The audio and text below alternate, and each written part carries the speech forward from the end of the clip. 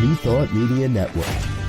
We are a global broadcast network of positive music, media, and entertainment, inspiring humanity's evolution along the journey of enlightenment and creating a world of love, peace, empowerment, and prosperity for all. New Thought Media Network. Positively inspiring.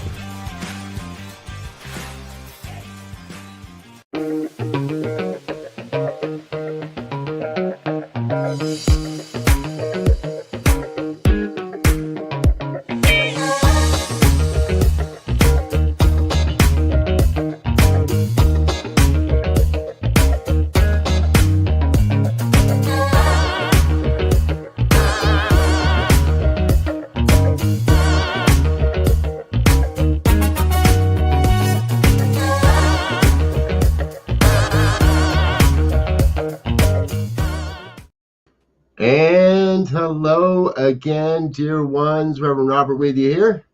Rev Z right here. And this is New Thought today on Tuesday, the 17th of December.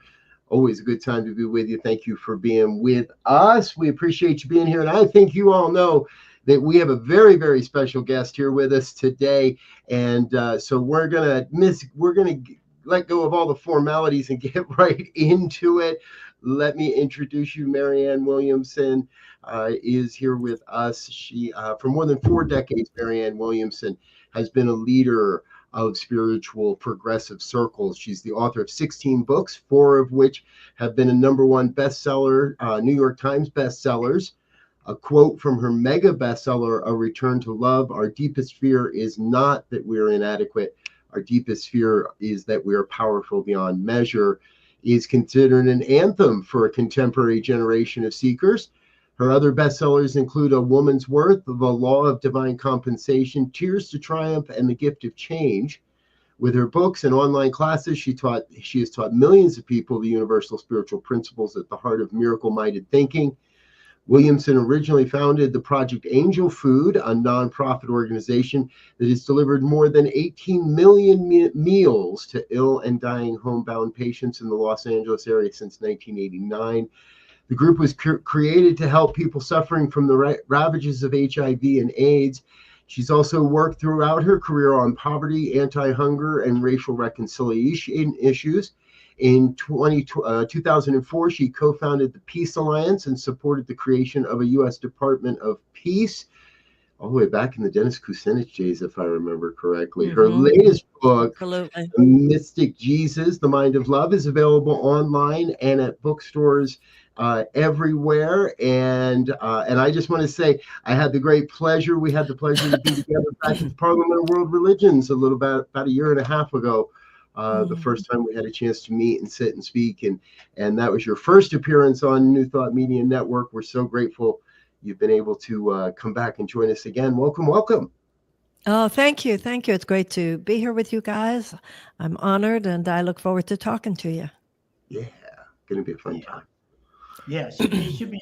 And you know, just to start right in, I love the title, The Mystic Jesus, The Mind of Love, because it speaks very poignant to the science of mind, which is the teachings that we're ministers in. And the thing I want to ask right off the bat is that in the book you explore this esoteric view of Jesus' teachings and how it is alive today. And so I'm just curious, what inspired you to approach Jesus from this mystical side or perspective, and how do you think it's going to resonate with readers given this divide we have now in some ways with traditional Christianity and some of the other ways of viewing Jesus' life?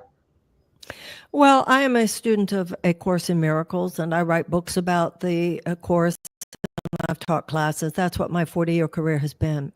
And this book is about Jesus within the context of A Course in Miracles. And we're taught as students of the Course that this material actually comes from him. You don't have to believe that in order to practice the principles, but there's a lot of first person in the Course, so it makes clear who these words come from. There has been, I don't know if you've ever read the book, an incredible book that came out years ago called The Gnostic Gospels by Elaine Pagels, where Yes. she talks about the history of Christendom. And even though when we think of the Christian religion now, we think of the ecclesiastic church, we think of the institution, we think of dogma, we think of doctrine, and we think of the very traditional ways that certain so-called Christian terms are interpreted. Mhm. However, there has been from the very earliest days of Christendom, the mystical path, just like there's the Kabbalah, which is the mystical path of Judaism. There's Sufism, a mystical path within Islam. All the great religious systems have the mystical piece in the center. And there are universal spiritual themes that actually the Course in Miracles is based on. So from the position of the Christian mystics, Saint Teresa of Avila and Teilhard de Chardin and so forth, the discovery of the Nag Hammadi manuscripts, the Dead Sea Scrolls, there has always been this lineage of the connection to God, the connection to Jesus, the connection to the Holy Spirit, not being brokered by an external institution, but rather taking place within our hearts. Now, that's not in any way to disparage, undermine, or show any disrespect for the ecclesiastic religion of Christianity or the interpretations thereof. But it is to say that certainly for those of us who are students of the Course in Miracles, embracing what you might think of as a Christ-centered philosophical and psychological outlook does not involve a conversion to the Christian church. It does not recognize the right of any institution to monopolize Jesus or the meaning of Jesus. And therefore, when I talk about the mystic Jesus, I'm talking about an internal, spiritual, and psychological understanding and connection to him that many people find within the confines of organized Christianity, but which many of us do not. The Course in Miracles says that religion and psychotherapy at their peak are the same thing. And we're living at a time on the planet, obviously, when we're rethinking everything. Repent, for the kingdom of heaven is at hand. Repent, repense, rethink. And I think that when Jesus said, my kingdom is not of this world, he meant it's in your psyche, it's in your mind. That's where his kingdom is. It's in your mind. And the Course in Miracles says that God is an idea. God is mind, and we are ideas in the mind of God. So when you were talking about new thought, of course, A Course in Miracles, I would think that you would agree that the Course in Miracles is part of a new thought interpretation of this, really not just Jesus or Christ-centered philosophy, but really all religious truth. Exactly. And I think that is so well put, because from our founder, Dr. Ernest Holmes, his whole idea when religious science or science of mind was started, his idea was to look for the golden thread that wove its way through all the teachings of a divine entity. Right. Exactly. Whatever. Yeah. That is at the essence. Yeah, right. And that's what the Course says as well. This is not a religion. It is a psychological mind training based on universal spiritual themes. That which has caused so much separation, i.e. religion. Part of the tragic irony there, of course, is that if you look at the deeper truths within all the great religions, you see these common themes. That's what I've always loved about New Thought is we look for those common themes. Let's give a couple of quick shout outs before our next question. Dear Shay, yes, you've been hearing we're having a special guest for a while now, so thanks for being tuned in today. Reverend Chris, good to hear from you as well, sir. We're excited that Marianne's with us here as well. And Reverend Savannah Noel, Rev Savvy, good to see you. Trust you're holding down the Pacific Northwest. Anyone else that's out there, if you want, feel free to chime along, chat along, drop a comment, ask a question, join in the conversation with us as we go here today. Again, Marianne, I want to thank you for being here, because I really enjoyed this book in a number of ways. And most especially because, well, I guess the way I like to say it, Jesus and I have never exactly been on best buds. It wasn't how I was brought up. It wasn't what brought me to New Thought. It wasn't any of that. And I've heard the phrase more often enough that, the course comes to you when you're ready, more than and in this, and having studied some of your material and read your other books, and this really opened up a whole new, it felt like, relationship with me. I will also say I've been watching The Chosen over the last few years as well. So there's this combination and a really neat perspective. And that's what I was hoping to explore a little bit is, in the book, you really discuss the importance of the modern context, of how we're bringing Jesus's teachings to a modern context. And when people look at the world today, we can look at what happened in Wisconsin yesterday. We can look at what's happening in all of the various social aspects, from climate change to civil unrest to outbreaks of violence when you least expect it, or in some of those places. And how do you see Jesus's teachings helping us to face the challenges of today? Love one another. Love the Lord thy God with all thy heart, with all thy might. That's if we do it, it works. If we don't do it, it doesn't work. What's your goal here? Loving your children, or profits for the National Gun Association and gun manufacturers? What's your goal here? Loving and reverence and proper stewardship of the earth, or profits for big oil companies? What's your goal here? Love among the nations and among the peoples of the world, or more money and more profit made for military industrial contractors? Let's stop pretending that we don't know what's going on here. I think that that's really what's happening on the planet today. Why does it seem, somebody asked me on a podcast earlier today, why does it seem like fear is winning? Because we're putting our resources into fear. We're investing in fear. We invest in war more than we invest in peace. We invest in destroying the earth more than we just invest in repairing the earth. So we've got to stop pretending like, I don't know why all this is happening. The reason all this is happening is because human beings are so powerful with every thought we think. And we have these accumulated thoughts that brute force is power. We have these accumulated thoughts that you have to dominate other people or you won't be safe. We have these accumulated layers of wrong-minded, loveless thinking. And that is why we have the world we have. And from not just the course perspective, but also any new thought perspective, the world's not going to change until our thinking changes, because our thinking is the level of cause. That's what determines our behavior.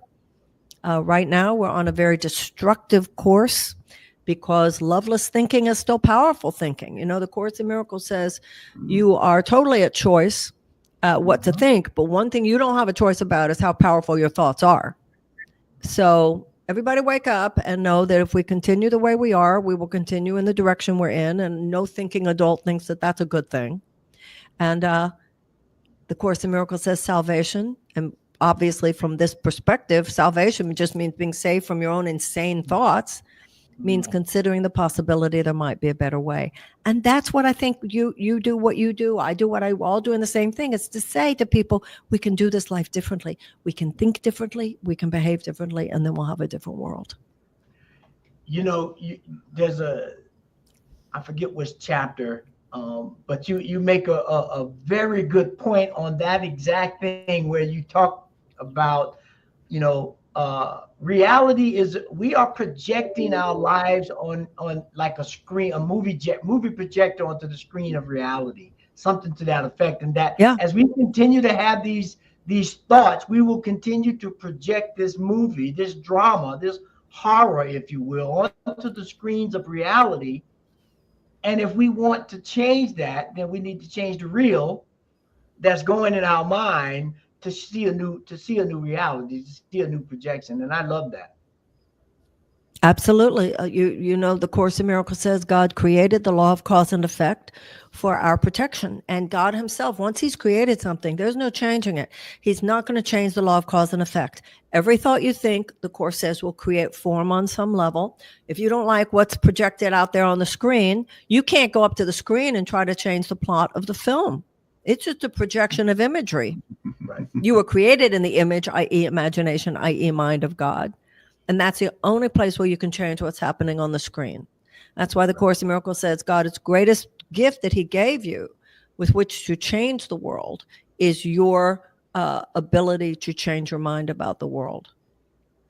Wow. And until we do, we will continue in the direction we are. And the Course in Miracles says there's a limit beyond which the Son of God cannot miscreate. And we're miscreating all over the place. And I think people are waking up to the realization this cannot go on forever. It's kind of like when you have a friend who's an alcoholic or a drug addict, and you watch it getting worse, and you watch it getting worse, and you watch it getting worse, and you start talking to your other friends, we maybe should have an intervention, or there's no guarantee that they won't kill themselves. And I think people are having that wake up about democracy, having that wake up about the life of the species on the earth. We need to stage an intervention. Yeah, and that leads me to this idea, this question that I thought about as we were reading the book, in that, you know, from a mystical perspective, the idea of mysticism is this direct experience and connection with the higher power, with God, with the divine, however people choose to resonate with that. So when we look at the life of Jesus, you know, you missed somewhere in the book, you talk about this whole thing of metaphors, and how the deepest teachings are in these metaphors that give you the opportunity to put yourself or see yourself in that story that's being projected, so that you can have this mystical experience of directness. How do you think we can start trying to teach, example people to be able to do that? Yeah. Well, first of all, from a Course in Miracles perspective, none of this is just metaphor. The Course says, if you treat this stuff as metaphors or symbols or child's play, that'll be the effect it has on your life. If you treat it as the power that rules universes, then so shall it be for you. Mm-hmm. So it's not just a connection to the higher power. And I think that this is the piece in the Course in Miracles that made all the difference in my life. I'm not saying that it's not elsewhere, but it was when I read the Course in Miracles that I got it. And that's that there is no separation between my connection to God or higher power and my connection to other people. Mm-hmm. I can't talk about how I want to be connected with God, but be judging other people, blaming other people, withholding forgiveness, withholding my love. If you're attacking others, once you realize, you know, this is an example of these traditional terms used so differently. The one here is, there is only one begotten Son. So from a traditional perspective, there's only one begotten Son. Jesus is the only begotten Son. From a Course in Miracles metaphysical perspective, it means there's only one of us here. On the level of spirit, I mean, on the level of body, I'm in DC, you're in Denver. But on the level of spirit, there's no place where you stop and I start. Mm-hmm. So if I attack you, I'm attacking myself literally. The only power is the power of thought. So I can't be connected with my higher power and feel the peace of God if I'm attacking you. So there's nothing metaphoric about that. Yeah. And not only is there nothing metaphoric about it, it's all, and this is the part that is so radical, and that I'm sorry to say, the radicalism of this took me too long to understand. I had already written books about this stuff before it hit me like a brick in the forehead on the level that it should have. Whoever you're with at the moment, whatever situation you're in at the moment. In this one, it's you and me. Now, I hope you're feeling that we're all wishing each other well. I hope that both of you do well. I get from you hope I do well. So life works when you're really showing up your best and in support of other people. But we all know life's not always like that. Right. And if people show up in any situation with negativity, I don't want to be here, what can I get from this? Life's very different. It's a whole different energy. It's a whole different vibe. It's a whole different experience for everyone. And once again, there's nothing metaphoric about that at all. Now, within that space, and that's the miraculous aspect of it, all that the three of us have to do is show up and try to do our best and try to be there as though that other people can do their best too. Then the miracle is you don't even know who's going to hear it. You don't know what aha might happen in anybody who happens to be listening. And that's the miraculous nature of the world. But if we come in with any other kind of thought, then it's a whole different experience. And that's it right there. That's it. This situation, this person, this moment, it's all here. And like I said, very, very practical. Nothing metaphoric about it at all. Yeah. I love that. And it's in my own work and in my prayer, one of the things that I find that just keeps coming back is to let go of everything that it may have taken to be in this moment, so I may be in this moment, so I may be the presence of the divine, of love and light in whatever's about to happen. And to me, it's a really deep sense of trust that what is working out is what is working out. And I keep getting that essence of the and I believe it comes from the 12-step movement first, but it was introduced to me through the words of Johnny Coleman. It works if you work it. And I feel we keep coming back to that essence in this conversation, that as those of the light, as those that call themselves light workers or new thoughters or mystics or visionaries or whatever name and cloak we want to wear, we've got to be 100% committed to seeing the face of the divine in everyone and everything that's in front of us. You know, the word discipline and the word disciple come from the same root. To be a disciple of Christ, which is the loving thought, the mind of love. To be a disciple is to discipline yourself. And, you know, you say we have to be 100% committed, but life is hard. Truth is simple, but life is complicated. None of us are there 24/7. I mean, your enlightened masters are. We all fall off the spiritual wagon sometimes. I'll give you an example. You guys are being nice to me. I hope you feel I'm being nice to you. But what if one of us was being really obnoxious? If one of us or two of us was being really obnoxious, then somebody would have a hard time practicing all this, right? Because, right? You get defensive, you get reactive, etc. So we have to be 100% committed, but I think we also on the path have to be merciful towards ourselves and knowing that the lessons keep coming. Like, we don't grow if every situation is one in which it's easy to be within the comfort zone that we already know. You know, it's like a kid at school. You know, you got that lesson, now a little harder one is coming. So the lessons keep coming that always involve the temptation to fall back into the ego default positions of fear and victimhood and failure to take responsibility and all of the things that we all know so well. Yeah. And you know, that's a great point. And just tying that back to the oneness of God, like when you said that the only begotten Son is the oneness of all of us, right? That is the oneness. And it made me think about one of the things Ernest Holmes says right at the beginning of the Science of Mind textbook, says he looks forward to the day when science and religion walk hand in hand from the visible into the invisible. And so when we were in school, we studied quantum physics, which speaks to that oneness, this entanglement of the one spirit, this inseparable communication that's always there. But if you block it, as you said, if you do things to keep it from having a steady flow, it's not the flow itself that's missing, it's you're not putting yourself in alignment with that. And so, you know, when and that leads to the whole thing of practice. How, you know, just practicing this is where the challenge comes in, the discipline. You know, I don't know how it is for you guys, but for me, one of the places where I'm tempted into ego is if a quantum physicist says it, it's considered profound. If I say it, it's considered kooky and woo-woo.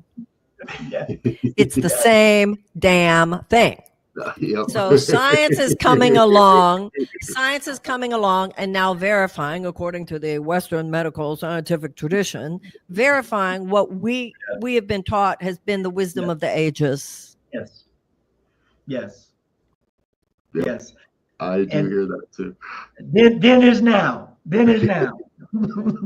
So our friend Shay has a question based on something we've said here. So what do you do in a group setting when someone is being obnoxious? There's always that one person. Okay. So, and I think that was a minister who asked, right? No, I don't believe she's a minister. Okay. But, Okay. hangs out around the network. Okay. So first of all, if somebody's being obnoxious, they're on the level of the personality, because the soul is never obnoxious. So they're on the level of the personality, which means of their ego.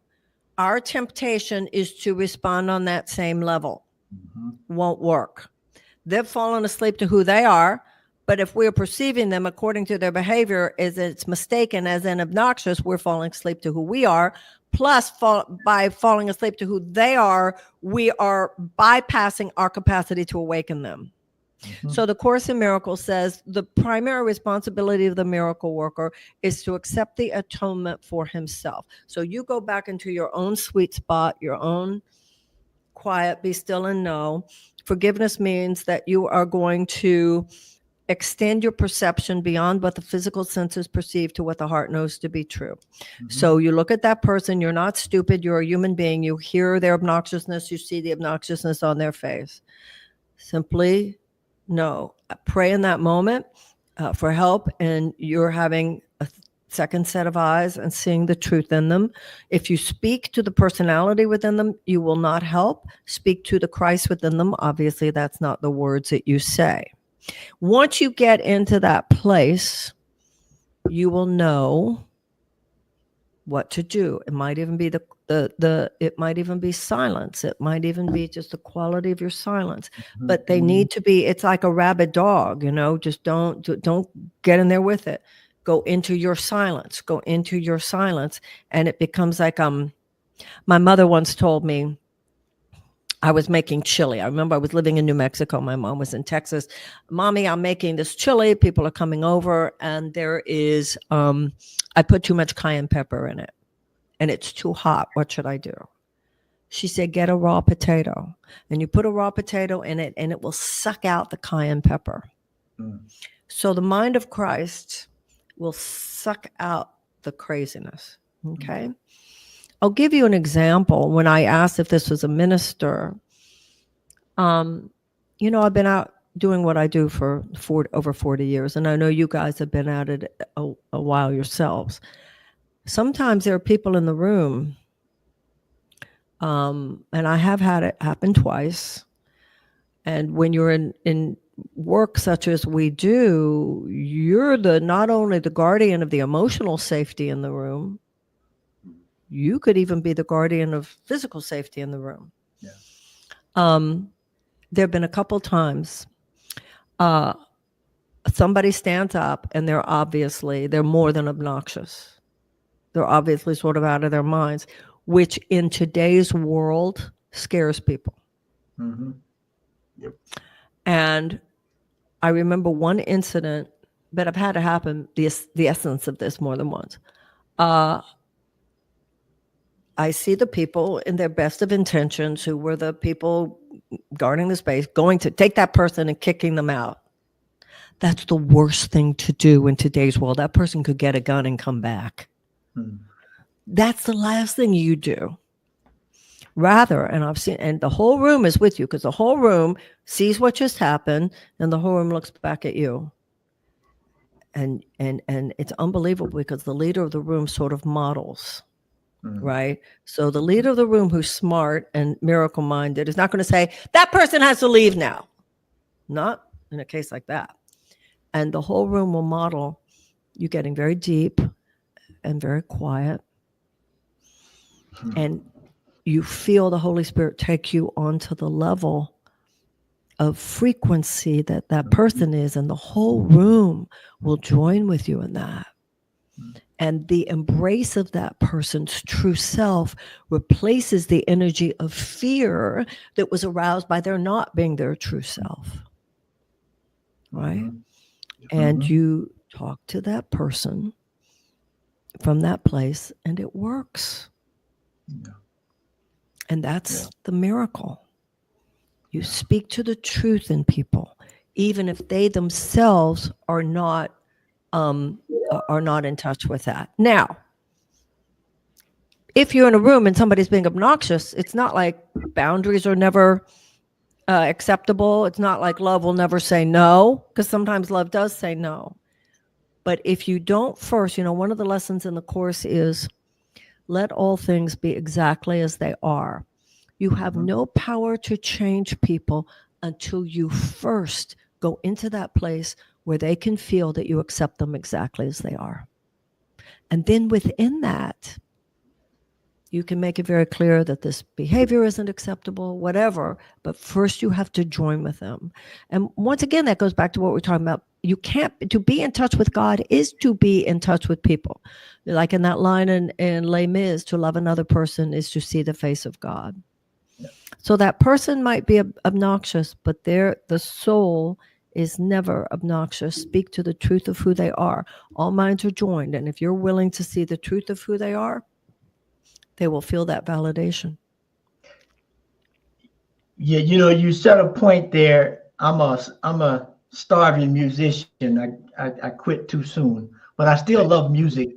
And that resonant sound, that resonant tone is what I hear. One of the things you're saying about when someone drops to that level, whatever the level is, you have to first resonate with that tone to figure out where we are so you can raise the vibration, or you raise the octave, or you raise, the pitch. So that now we come from here, we go up here, and now we can make beautiful music, as you say. Absolutely correct. That same thing. Mm-hmm. Yeah, I love that. And it feels to me like we're, in many ways, we're not talking about the book, but we're talking about the book. Yeah. Because in the book, you emphasize the mystical, and the mysticism often emphasizes that direct experience, being in the room and getting still, more than just, oh, I know they're just being God over there, but actually practicing, being in the real life of it all. Well, once again, it has to do with the person that you're with. You can't have a relationship with God separate from your relationship with people. Now, where Jesus comes in, he's like the universal principle. He's the universal frequency, right? So one of the things, for instance, that would be very powerful in a moment like that, in your minds, see Jesus with his arms around that person. The Holy Spirit works through our subconscious mind. So seeing Jesus with his arms around a person, if you teach school, see Jesus walking through the hallways every morning, see Jesus walking through your office building. The mind, the Course in Miracles says, the very word reminds the mind of the relationship between the Father and the Son. Yeah. So it's a psychological technique. Mm-hmm. Mm-hmm. Jesus is a psychological technique. Yeah. And that I wrote something that I was reading the book and about the transformative power of Jesus being in this mystical phase. And so when I thought about that, I'm thinking about, okay, when Jesus turned the water into wine, whether you believe that or not, it was a act of transformation. When he turned the fishes and loaves into more, when he asked the disciples to step out of the boat onto the water, when he goes through all these things, it is a manner of being transformed in this mystical way. And I love the way you make the point in the book on a miracle is a change in perspective or perception, or as you said earlier, allowing more of our normal five senses to be reading the information so that we see things that are always there, but our focus is out. Our ability to fully see is out. And so I really love that looking at Jesus as this transformative mantra, if you will. from a Course perspective, because Jesus, he says in the Course, and I quote this at the beginning of the book, he says, I don't have anything you don't have. The only difference between us is I don't have anything else. I am in a state that is only potential in you. So the idea here is that Jesus is the full actualization of the human being, the divine potential that exists within us all. When we have expanded into the total truth of who we are liberated from false beliefs regarding the molecular structure of the universe. Time and space no longer imprison us. So we get the fishes are the reality, not the loaves. We get the wine as the reality, not the water. We get walking on the water as the reality, not being dragged down by gravity. Yeah. So the Course in Miracles says that when you think the water is more important than the wine, you are denying spiritual sight. You are keeping yourself within the confines of the three dimensions. Now, what Jesus is, the Course says, is someone who lives within these three dimensions, but he thought the thoughts of heaven. And because he thought the thoughts of the ultimate reality, then whenever he was living grounded in this world of lower reality, it just transformed to meet him. Yes, So right. the Course says the miracle is a shift in in self-perception from body identification to spirit identification. If I just think of myself as a body and my resume and my birth and my death and what people think about me and where I've gotten it right and where I've gotten it wrong, I'm imprisoning myself. But if I realize, well, there's a world beyond this one, there's a truer truth in this, then my knowing that, my conviction that that is true makes situations literally transform in my presence. And the image I use in the book, I talk about Cinderella and the fairy godmother, who is, fairy tales are just a way the children are taught metaphysics. And so the fairy godmother is the Holy Spirit. She has a wand, as all the wizards do. Moses has a rod. When we go like this is our wand. My thinking connected to the higher. That's your wand. And the Course in Miracles defines light as understanding. So Cinderella has on rags. She touches the rags with her wand. They turn into a ball gown. She touches the mice. They turn into coachmen. She touches the pumpkin. It turns into a coach.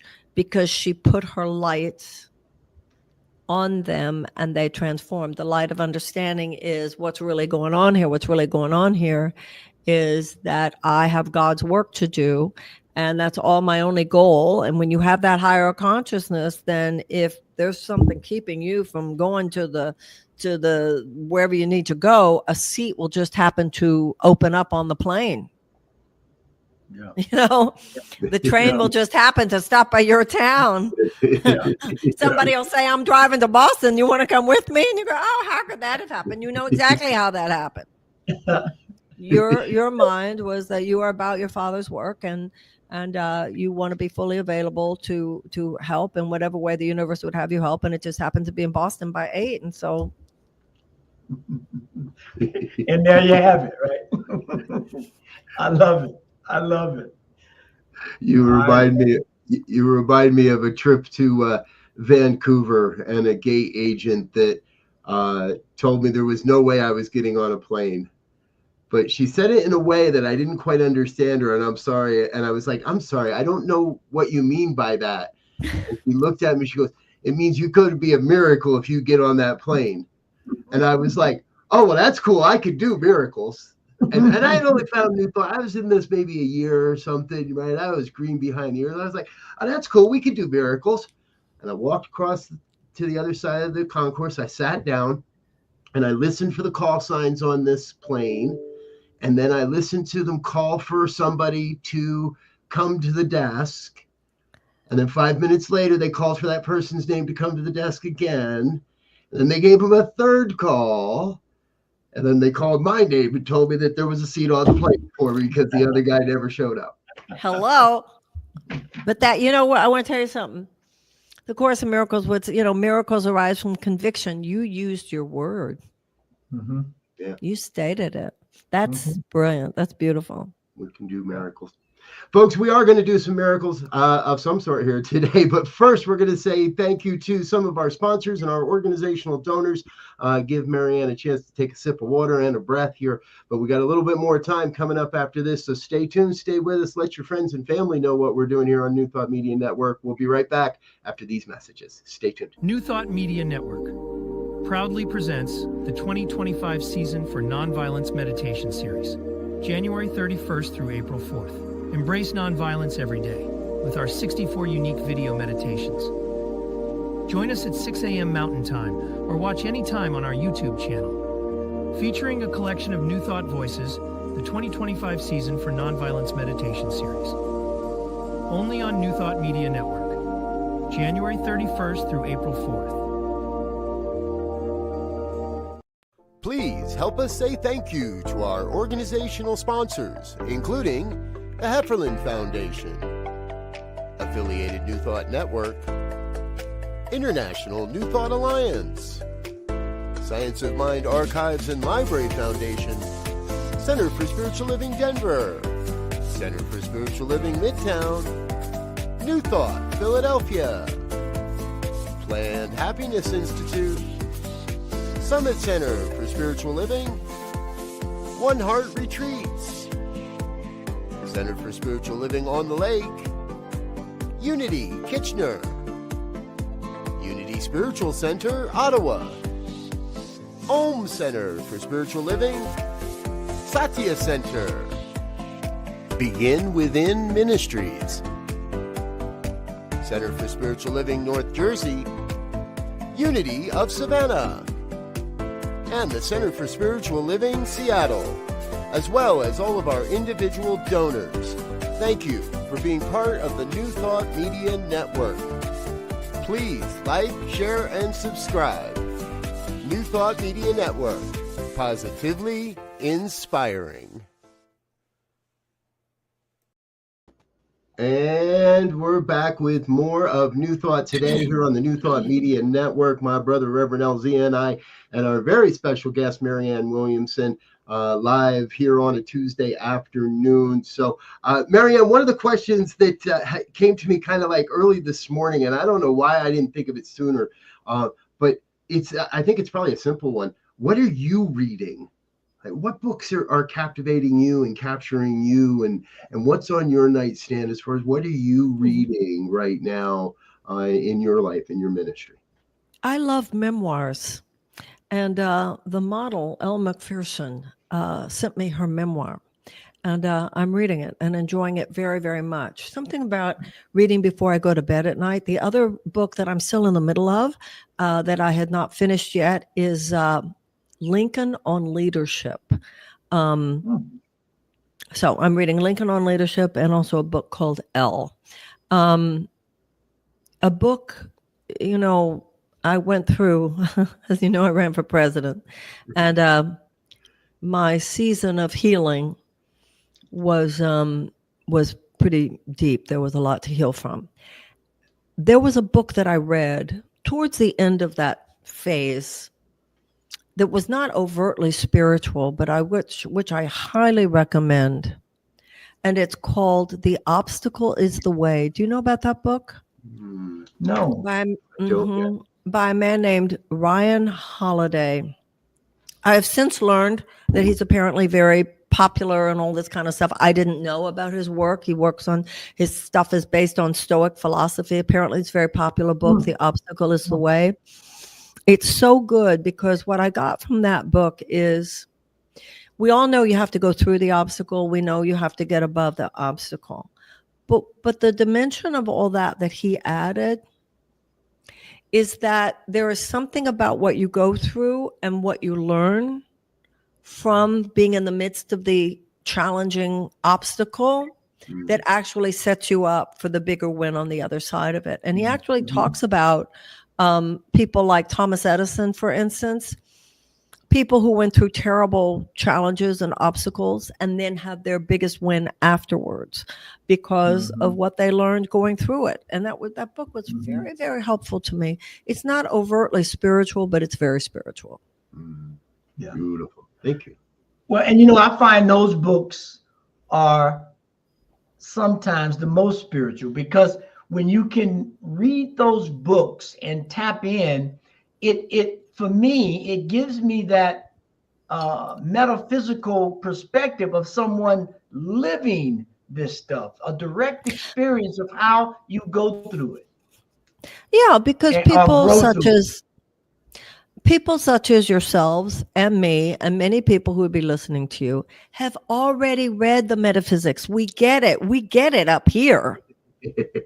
This is a moment where applying it is what's so helpful. For instance, this woman, Elle McPherson, she had cancer, and she what she went through in the whole wellness world with that. It's exactly what you're saying. It's one thing to know it. It's another, well, this is the story of one person and how she dealt with these things.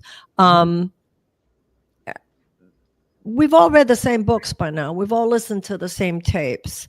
This is no longer the era of data collection. It's the era of application. It's the era of practical applicability. That's what I love about the Course in Miracles. It says over and over, this is a very practical course. And that's what I hope the Mystic Jesus does for people too. It's about how do you apply in a practical way the teachings of Jesus with that person in front of you, with that obnoxious person or with that challenging situation. This is the point where it's incumbent upon us as people who want to usher in a world that is survivable, that we learn to apply more deeply the things which by now we all already know. I saw during the break the business about the season of nonviolence and those meditations. I very much want to be part of that. Absolutely. We will send you an invitation to be a part of that. Yeah, it looked beautiful. And we have almost 64 different voices already that want to provide it. And for the folks that are just catching up to that, it's a 10 minute or so meditation. But it's there to, and New Thought Media Network, we really believe we can raise the consciousness of the collective consciousness of humanity through shared practice. And if we can get 3 people on a call at a time, or 300 on a call at a time, we're raising the vibration. And, well, you said at the beginning of the show, it works if you work it. It's not just we really believe. It's more than I really believe. If I drop this, it's gonna and it fall. If I just release it, it's gonna fall. It's not that I really believe in gravity. It's that gravity is. Right. So it's not like I really believe we can affect the collective consciousness. It is that all minds are joined, and whenever 2 people agree on something, it's a done deal. And I think that's really important for those of us who are ministers and teachers and stuff to demonstrate that. I remember somebody once saying about something we were doing, well, we're not curing cancer here. I said, we sure are. Yeah. True. Yeah.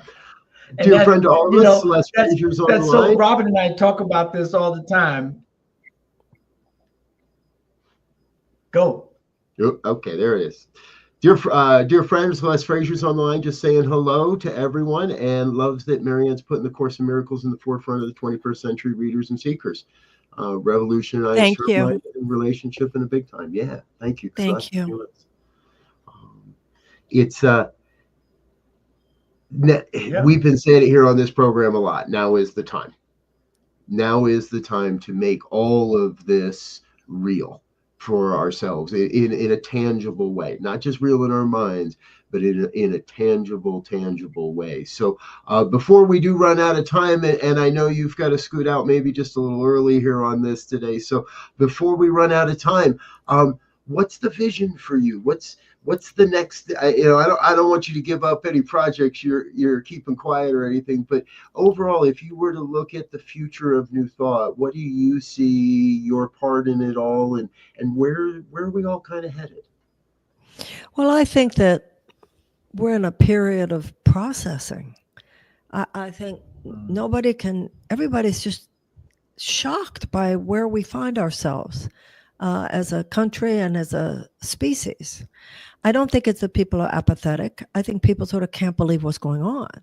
And so the activism now is within our minds. Martin Luther King said, don't take our spiritual passivity for weakness.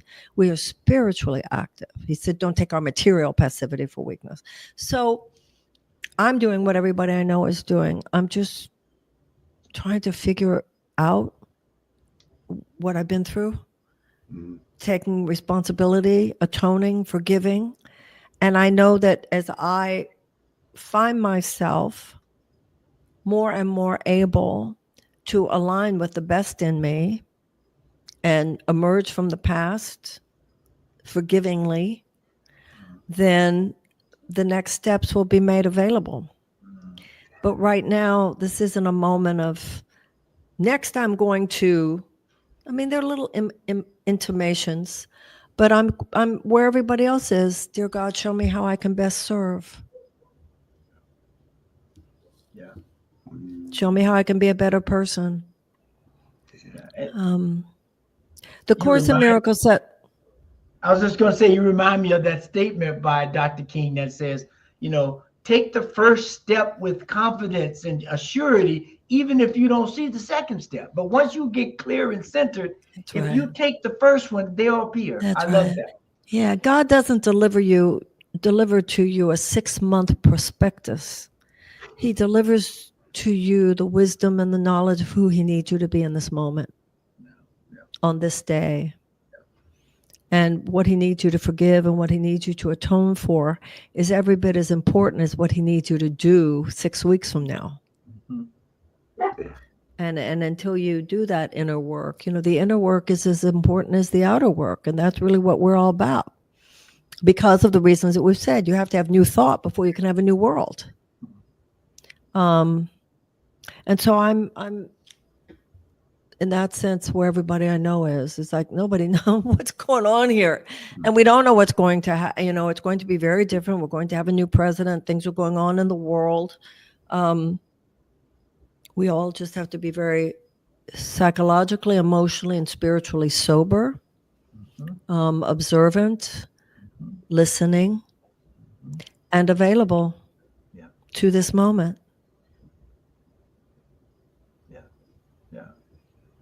It reminds me of that verse in the Bible that says, trust in the Lord and wait. The impetus, the energy, the spirit will move you when it needs to be moved. Right. You got to get centered and trust in the Lord. Yeah. It's not like you're just sitting in your chair praying is a less important or powerful moment. Sometimes the power is in the doing, sometimes the power is in the being. And it's a whole systems breakdown we're going through. We need a whole systems response. Every aspect of ourselves is involved in bringing forth the new. So somebody knowing exactly what they're going to do is no less important than trying to be who they need to be. And that's where we all are, I think, right now. Beautiful. Beautifully said. Thank you. Thank you. Thank you. Before we let you go, anything that we didn't ask that you were really hoping we would? Well, I wouldn't say I was hoping you would, but something that I'd like your listeners to know. We're always told that when you have a dream, every character in the dream is an aspect of yourself. And I hope that people find in this book that every aspect in the story and the life of Jesus is an aspect of ourselves. That there was the man who lived 2,000 years ago, and there is his journey that each and every one of us embody and take right here, right now. And so this is not in any way to disparage the historical Jesus, but it is to say that the mystic Jesus, the Jesus that is alive and brought forth into the world anytime our hearts are open in love, is no less significant and is very much the revelation, as it were, of 21st century evolutionary possibility. So I hope that people will feel in this book that there's something about his life, not only before, but in you right now, that is expanded and illumined. That's my hope that people get from reading the book. Beautiful. Thank you. What better time than at Christmas, right? Exactly. And that's what the cover looks like, folks. Make sure you're getting the original and the authentic version. And we have put links in the show notes and in the description of today's program, as well as in the chat, to all of Marianne's social areas, social media outlets, and to a link for the book as well. If you have any concerns getting there, just touch base with us here at New Thought Media Network. We'll make sure you get to the right link. So, Marianne, thank you so much for being with us.